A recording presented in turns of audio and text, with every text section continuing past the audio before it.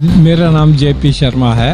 Delhi minor commission में आप कब से कार्य कर रहे थे और आपको किसने नियुक्त किया था वो कार्य करने? मुझे चेयरमैन दिल्ली माइनॉरिटी कमीशन ने अपॉइंट किया था 24 नवंबर 2021 को, और जब से मैंने लगातार जो है उनका काम करता रहा, और मेरे को जो है उसने कहा था कि मैं अपनी जेब से 20,000 रुपया महीना आपको दूंगा।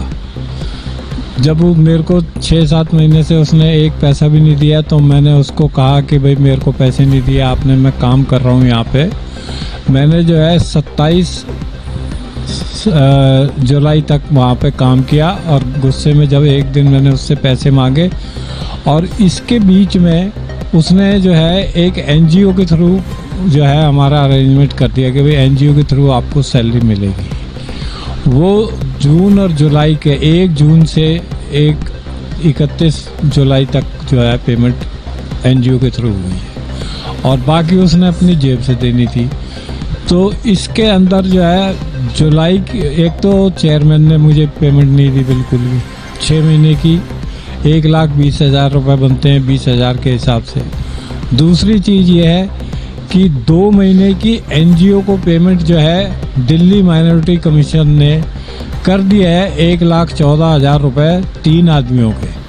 3 आदमियों की पेमेंट की है माइनॉरिटी कमीशन ने, और जो एनजीओ जो है एनजीओ कौन है? 3 आदमी, एक मैं, एक मिराज मोहम्मद।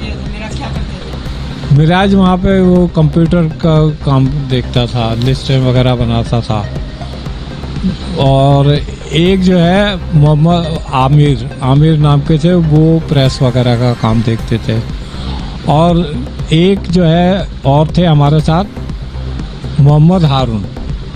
हम 4 ही आदमी थे वहाँ पर जो चेयरमैन ने लगा रखे थे। 4 आदमी जिनको टेम्परेरी बेस पे रखा गया था। हाँ। उनमें से 4 की सैलरी एनजीओ के जरिए दी गई। एनजीओ के लिए 3 की दी गई, 4 में से 3 की दी गई। 4 की हुई, मिली 3 की। हाँ, रिलीज 4 की हुई। नहीं रिलीज जो है वो मेरे साथ धर्म के ऊपर जो है भेदभाव हुआ है। वो जो है एनजीओ, एक तो ये मोमडन है। क्या नाम है एनजीओ वाले का? कौन सी एनजीओ, क्या नाम है? एनजीओ है राइट वे एनजीओ। इसकी जो प्रेसिडेंट हैं वो अनीसा फातिमा है, वो चेयरमैन के कहे में चलती हैं। और उसने जो 3 आदमियों की पेमेंट दी हुई है, और जो 4था आदमी हमारे साथ काम करता था, तो माइनॉरिटी कमीशन की एक कंडीशन थी एनजीओ को अपॉइंट करने में कि भाई कम से कम आदमी 12वीं क्लास पास होना चाहिए। तो जो मोहम्मद हारून है वो 6ठी क्लास भी पास नहीं है, तो उसको तो मिलने का कोई सवाल ही नहीं पैदा होता। तो रह गए हम 3 आदमियों की पेमेंट जो है दिल्ली माइनॉरिटी कमीशन ने 28 सितंबर को एनजीओ के खाते में डाल दी, और उसमें जो 2 और आदमी बचे हैं वो उनको पेमेंट कर दी गई है पूरी 19,000 रुपये पर मंथ के हिसाब से 2 महीने की। लेकिन मेरे को पेमेंट नहीं की है।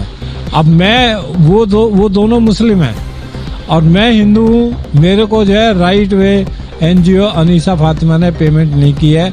चेयरमैन की वो खास है, उसको कुछ आता नहीं है, उसका कोई एनजीओ में कोई वो नहीं है, बगैर किसी बात के हर काम उसी को मिलता है। आखिर आपकी तनख्वाह क्यों रोकी उन्होंने? भाई एनजीओ ने आपकी तनख्वाह क्यों रोकी? क्या वजह, उसके पीछे का क्या? उसके कारण यही है कि भाई जो है चेयरमैन ने उसको कहा होगा। चेयरमैन के खिलाफ मैंने कई जगह शिकायत। चेयरमैन तो आपसे काम कराया 6 महीने। हाँ, उसने अपनी जेब वाली भी तनख्वाह नहीं दी। 6 महीने तक तनख्वाह नहीं दी आपकी, और आप काम करते हैं, तो आपने इसके लिए लेके कोई बात नहीं की? मैंने उससे हमने बात की। वो कहते हैं वो चेयरमैन, जो तुम्हारी तनख्वाह है वो तो चेयरमैन ने अपनी जेब से देनी है। जब हमने चेयरमैन को कहा कि भाई हमारे पैसे दे दो, एनजीओ के पैसे दिलवा दो, कहता भाग जाओ यहाँ से, कोई पैसे ऐसे नहीं है, कोई नहीं मिलेगा तुम्हें, पैसा नहीं मिलेगा। अब मेरा मसला ये है कि एनजीओ को जब सरकार ने पैसे दे दिए हमारे, तो एनजीओ ने क्यों रोक रखे? और इस हिसाब से तो मेरे दिल में ये बात आती है कि मेरे साथ जो है धर्म के ऊपर जो है, धर्म के हिसाब से भेदभाव हो रहा है।